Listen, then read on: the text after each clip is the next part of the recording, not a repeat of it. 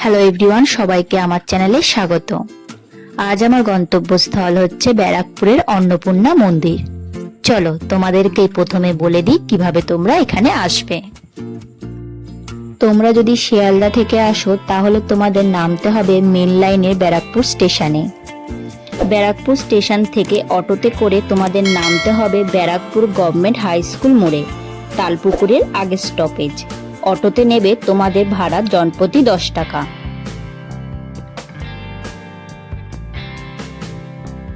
Auto তোমাদের নামিয়ে দেবে এই গলিটার ঠিক সামনে।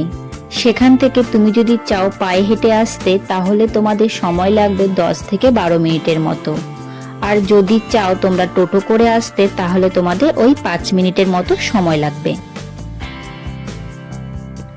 যাওয়ার পথে তোমাদের বাদিকে চোখে পড়বে ব্যারাকপুরের জগন্নাথ মন্দির। তোমরা চাইলে এটিও দর্শন করতে পারো।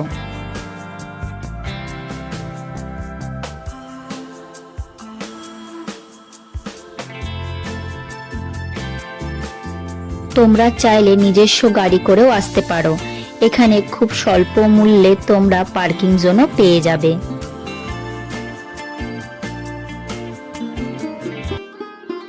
এখানে গাড়ি পার্কিং এর জন্য টাকা লাগলেও এই মন্দিরে প্রবেশ করার জন্য কোনো প্রবেশ মূল্য নেই।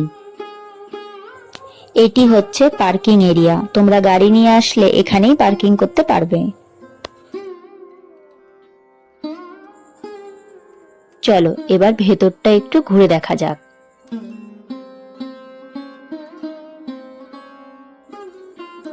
মা অন্নপূর্ণা মন্দিরের সঙ্গে দক্ষিণেশ্বরের মন্দিরের দারুণ মিল রয়েছে।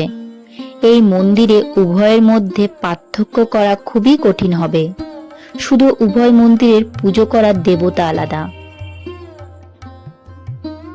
এই ইটের তৈরি মন্দিরের নির্মাণ কাজ শুরু হয়েছিল 1870 সালে এবং এটি সম্পূর্ণ হতে সময় লেগেছিল প্রায় 5 বছরের মতো।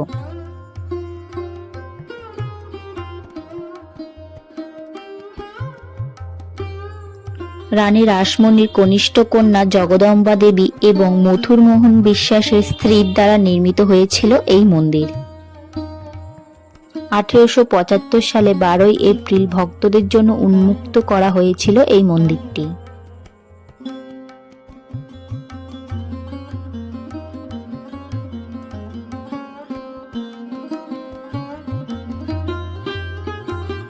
গেট দিয়ে প্রবেশ করলে তোমাদের ডান দিকে নবরত্ন মন্দির এবং বাঁ দিকে নাট মন্দির চোখে পড়বে। আর আছে 6টি আটচালা শিব মন্দির। সমগ্র মন্দির কমপ্লেক্সটি প্রায় 55 বিঘা জমি জুড়ে রয়েছে। সত্যি মন্দির প্রাঙ্গণটি খুবই শান্ত এবং শান্তিপূর্ণ পরিবেশ।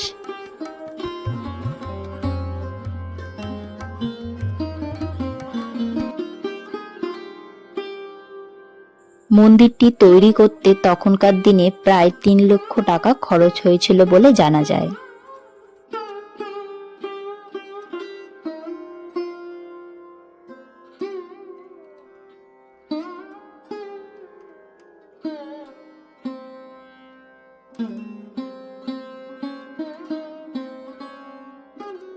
প্রায় 150 বছর পুরনো এই মন্দিরটি বাইরের কারুকার্য দেখলে একেবারে দক্ষিণেশ্বর মন্দিরের মতো।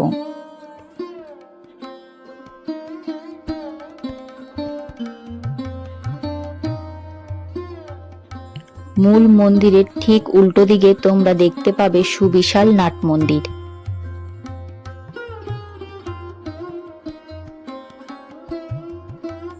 প্রতি মাসে শুক্লাপক্ষের অষ্টমী তিথিতে বিশেষ পুজো হয় মায়ের মন্দিরে। মন্দিরে প্রতিদিন অন্নভোগ হয়। দেবী অন্নপূর্ণার ভোগে প্রতিদিন মাছ থাকা আবশ্যিক।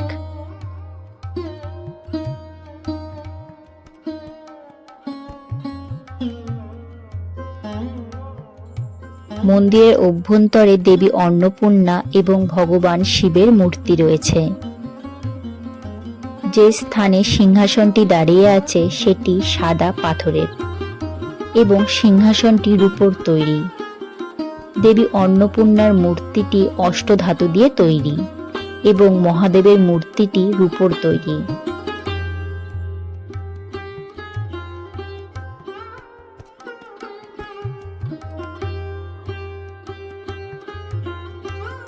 মন্দিরে মূল অন্নকূট পূজা হয় কালী পূজার পরদিনে।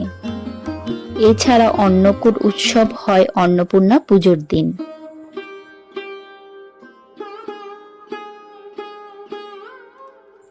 চলো এবার শিব মন্দিরগুলি দর্শন করে আসি। মন্দিরের পিছনের দিকে মোট 6টি আটচালা শিব মন্দির রয়েছে।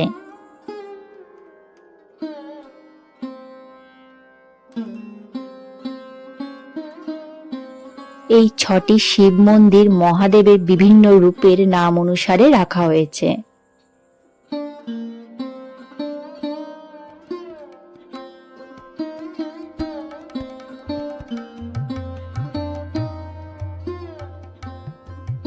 মন্দিরটি খোলা থাকে গরমকালে প্রতিদিন সকাল 5:30 থেকে দুপুর 12:30 পর্যন্ত।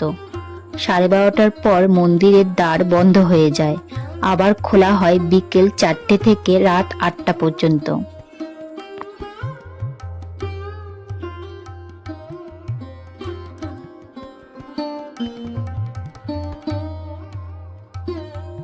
আর শীতকালে মন্দির খোলা থাকে সকাল 6টা থেকে দুপুর 1টা পর্যন্ত, আবার বিকেল 3টে থেকে রাত 8টা পর্যন্ত খোলা থাকে।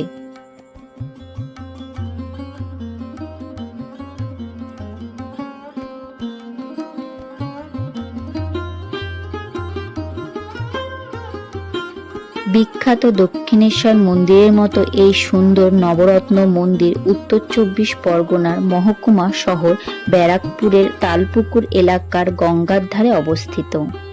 মন্দিরটি দেবী অন্নপূর্ণাকে উৎসর্গ করা হয়েছে। যারা এখানে ভোগ প্রসাদ গ্রহণ করতে চাও তারা অবশ্যই সর্বপ্রথম এখানে এসে ভোগ প্রসাদের জন্য কুপনটা অফিস ঘর থেকে কালেক্ট করে নেবে। এখানে বসে খেলে 120 টাকা এবং পার্সেল নিয়ে যেতে চাইলে 170 টাকা নেবে। পার্সেলের জন্য সম্পূর্ণ ব্যবস্থা ওনারাই করে দেবে।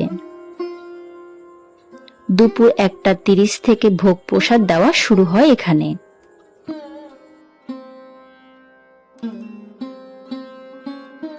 এই ভোগ ঘরের পাশেই হচ্ছে অফিস ঘর। তোমরা অবশ্যই আগে এসে টিকিটটা কালেক্ট করে নেবে।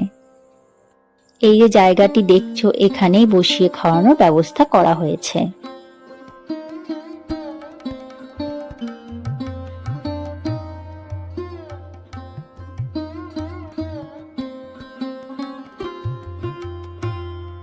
এই মন্দিরে 2টি প্রবেশদ্বার।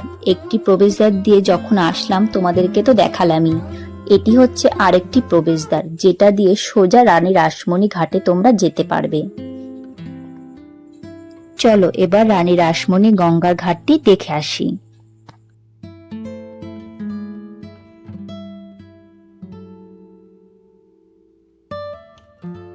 গঙ্গার ঘাটে যাওয়ার সময় তোমাদের এই শিব মন্দিরটাও চোখে পড়বে। তোমরা এই মন্দিরে আসলে এই ঘাটে বসে কিছুক্ষণ সময় কাটাতে পারো, দেখবে খুবই ভালো লাগবে।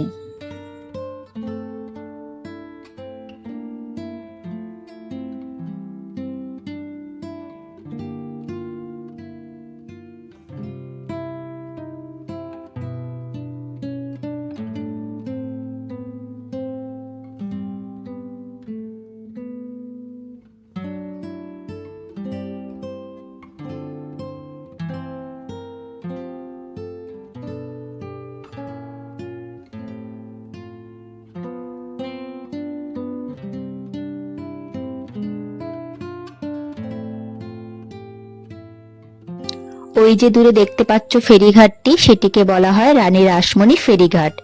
এই ফেরিঘাট থেকে তোমরা লঞ্চে করে ডিরেক্ট শ্রীরামপুর ফেরিঘাটে তোমরা যেতে পারবে। এই ফেরিঘাটটি কিছুদিন আগেই ওপেন হয়েছে। এখান থেকে তোমরা শ্রীরামপুর লঞ্চের মাধ্যমে যেতে পারো, অথবা যারা শ্রীরামপুর থেকে এই মন্দিরে আসবে বলে ভাবছো তারা এই রানী রাসমণি ঘাটে ডিরেক্ট চলে আসতে পারো। এই দেখো ঘাটটি ঠিক মন্দিরের উল্টো দিকে। তোমরা জাস্ট পায়ে হেঁটে 1 থেকে 2 মিনিটের মধ্যেই পৌঁছে যাবে এই ঘাটটিতে।